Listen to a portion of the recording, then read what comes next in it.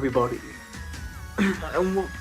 and today, as you can see, this time we are finally unboxing a Scarlet and Violet TCG product this time. Today we'll be unboxing for Tinkaton EX Battle Deck. Yes, I just got this today. And you know, Tinkaton was one of my favorite Pokemon introduced in Scarlet and Violet. I mean, I haven't caught one yet, but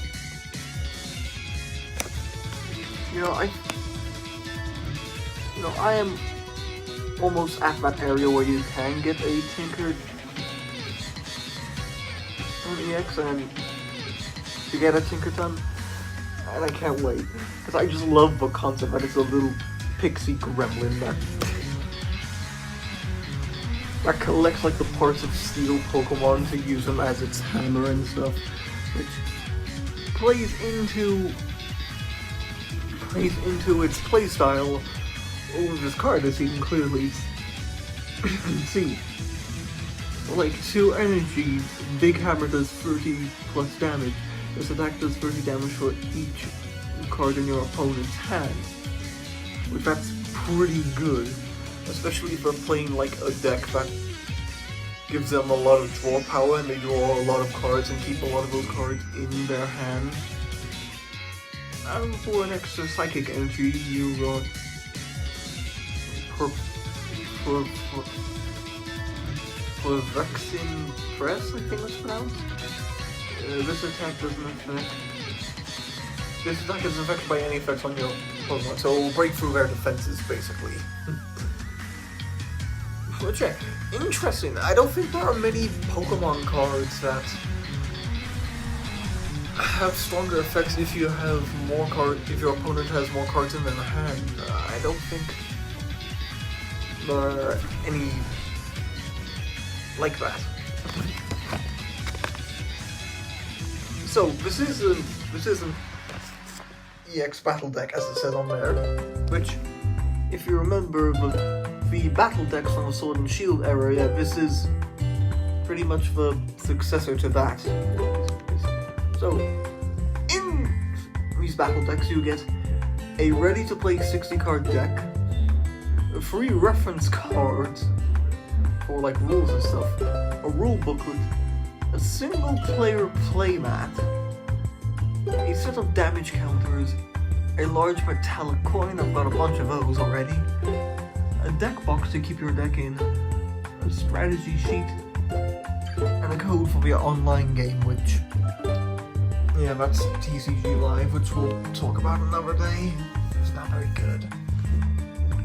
What do you specifically get in this?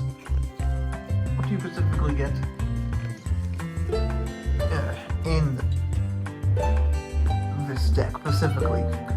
Well, you get 1 Tinkaton EX, 3 Tinkertuff, and 4 Tinkertinks, which are cards that evolve into Tinkertuff, 4 Driftbloom, 3 Driftblim, 3 Espresso, I think, 3 Flittle, I think it's pronounced, and 1 Squawkabilly. Again, new generation, still trying to learn the pronunciation of all the new Pokemon. I know, I'll probably get a better pronunciation when the English dub of the anime comes out, which, hey, that's finally coming out. It only took them 8 months. But anyway, trying the cards, you've got 4 copies of Nemona, which is a simple draw 4, as all rivals are. You got 2 copies of Youngster, 1 Jock, 4 Great Balls, 2 Nest Balls, 2 Paypads, 2 Pokegear 3.0, 2 Switch cards, and 1 Energy Revival, and 16 Psychic Energy. I have a lot of Psychic Energy. Like, a lot of the decks I got had a lot of Psychic Energy in them, so how do I open this now? So I've just got like a crap ton of Psychic Energy. I can pretty much play any Psychic deck, but alright, we're getting off topic. Let's see if I can open this bad boy. At least I can scoop up the sides. There we go. Well, apparently supposed to do it by the sides now, I think, or I'm probably got that wrong, but anyway, voila! I'll cycle that later. Yeah, here it is. In all of its shiny glory, Tinkaton EX.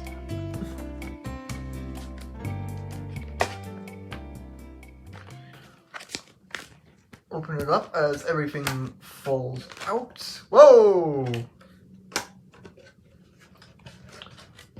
Okay, the card just slipped right out, and I just need to get this coin. I broke the plastic a bit, but who cares?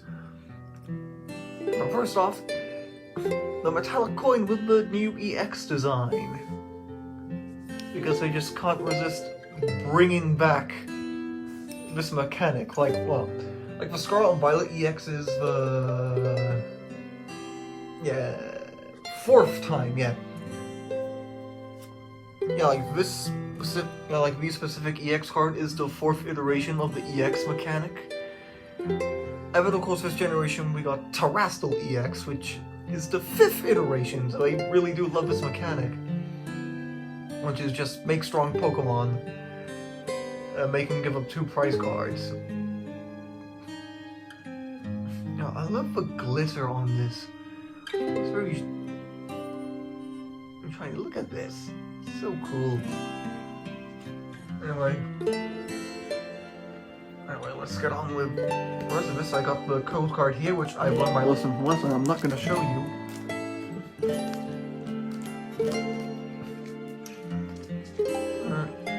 So here we... If I can...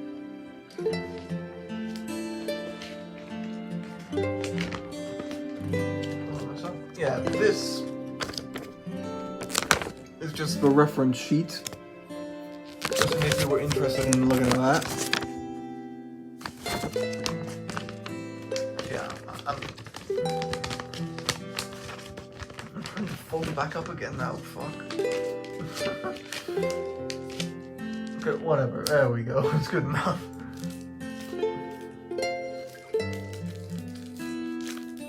Let me just move that over here. And let me try open.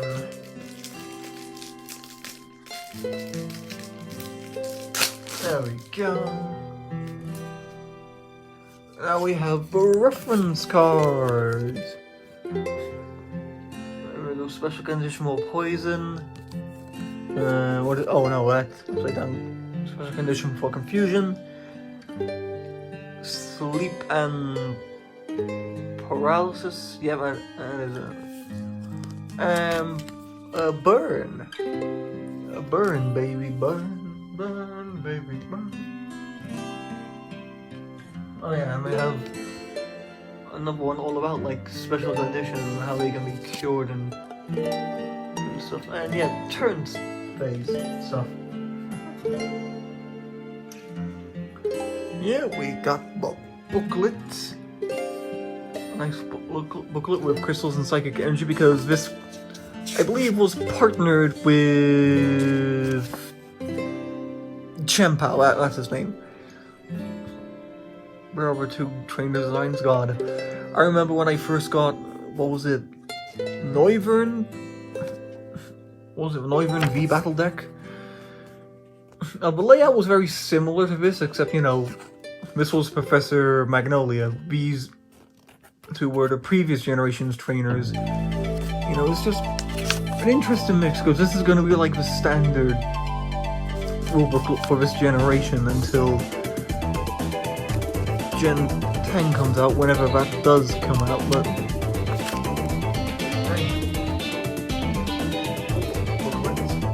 And finally,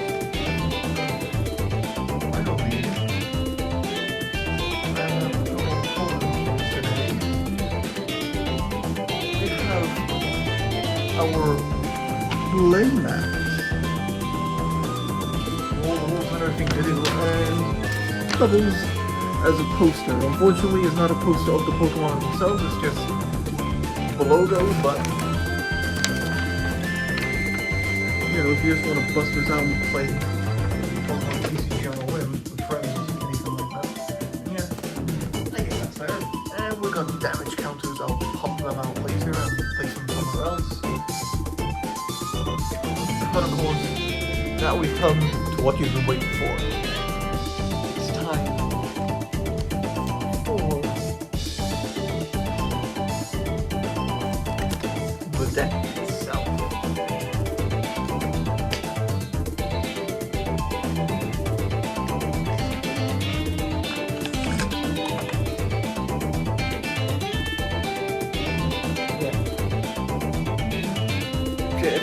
If memory serves me correct, a lot of these first ones are just a bunch of energy. It's a bunch of psychic energy, so we'll just zip solve these as quickly as possible until we get through the good stuff as Nimona peeking her head out. She's sorry. Right, here we have Tinkaton.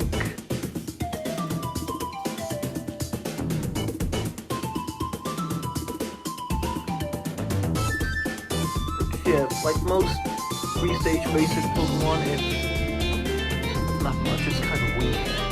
60 HP, 1 attack per color, so just you draw a card. It's kind of a stock thing that we use for a lot of unevolved Pokemon.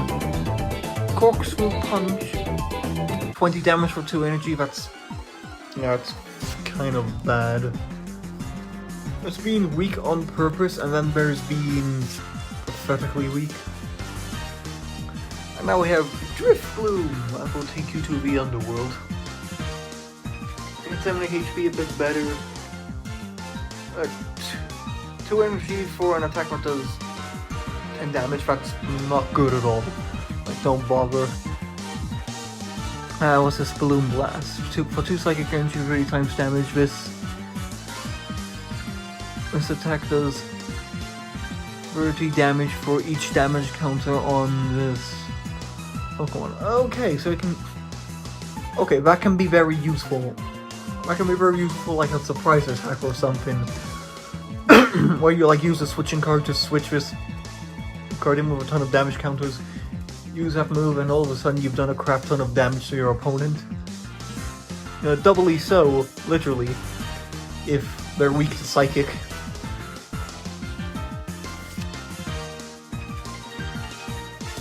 It can be pretty good. It's not just competitive strategies I'm interested in, it's also BS strategies, like something you wouldn't see your opponent doing. Okay, here we got Nimona, which is the same as all the rival cards, supporter trainers, just draw free cards. Which, yeah, Nimona does deserve a little bit better than that, which probably will in like next year in like another set or something. They always like do redos, I like to call them, of like cards earlier in the block. But anyway, Great Ball. I believe this works the same as last generation, which is look at the top 7 cards of your deck. You may reveal a Pokemon you find there and put it into your hand, shuffle the deck afterwards. Oh no, shuffle the cards back in your deck. That's a new thing, because... Actually, did Great Ball do that in Sword and Shield? I don't remember. No, I don't think Great Ball was in Sword and Shield. What am I talking about? Anyway, we got Tinkaton. Now this one definitely much better than Tinkaton. Light Punch, easy attack for 30 damage. But again, you do evolve into this, so you probably already have energy on it. And what's this? Boundless Power, 1 psychic, 1 colorless, 80 damage. During your next turn, this Pokemon can't attack. No. Yeah, no. The evolutions to Tinkaton are horrible. Like, Tinkaton itself, like, this could be good. Like, this could have a competitive niche for, like, decks that have a lot of cards in your opponent's hand. But the cards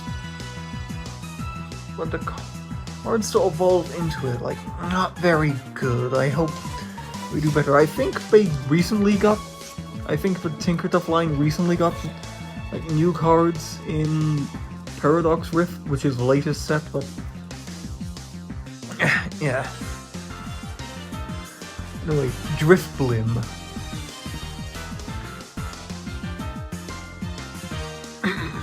Gust for 30 damage. Curse Spreadin', I think it is. Free Psychic, put 8 damage counters on your opponent's Pokemon in any way you like. Oh. Okay, that can be pretty good. You can just spread around damage then onto your opponent.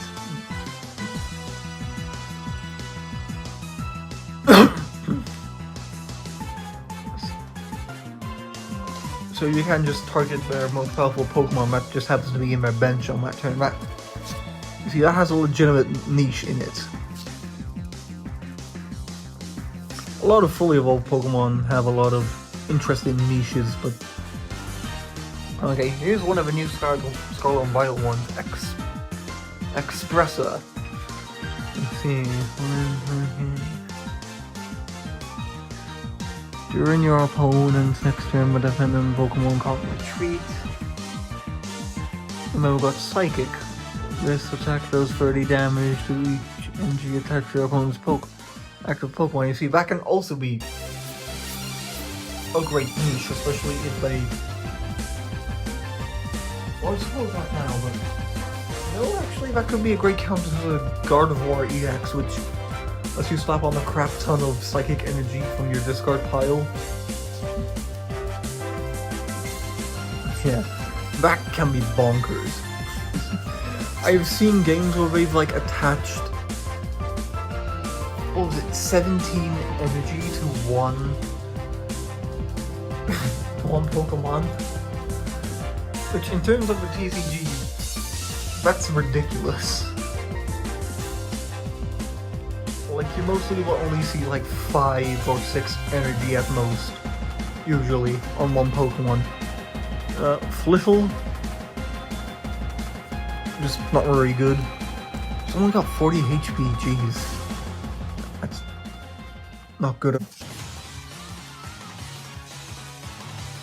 Not at all, excuse me. Next we got Youngster. Not Youngster Joey, but someone else.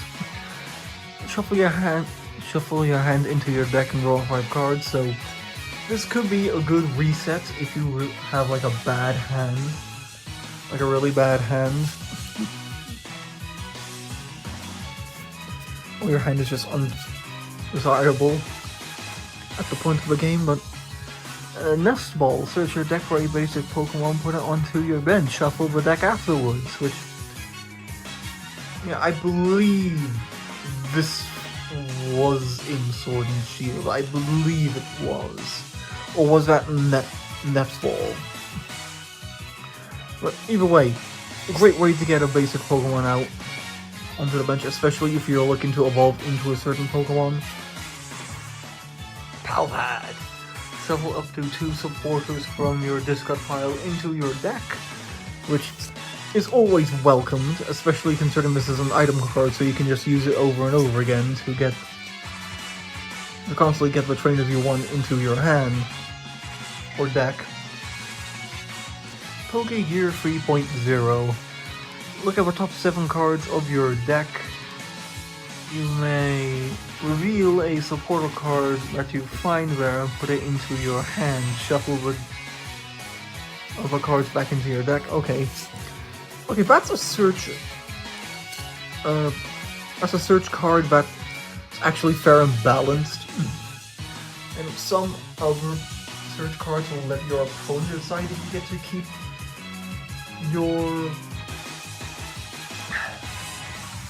your card that you want, which can be really annoying and really stupid.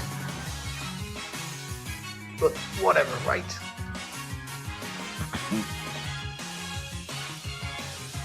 Now, search.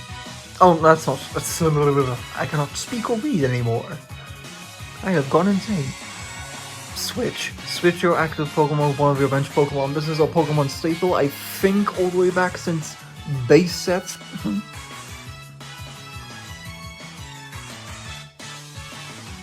Really helpful. And finally, we have the last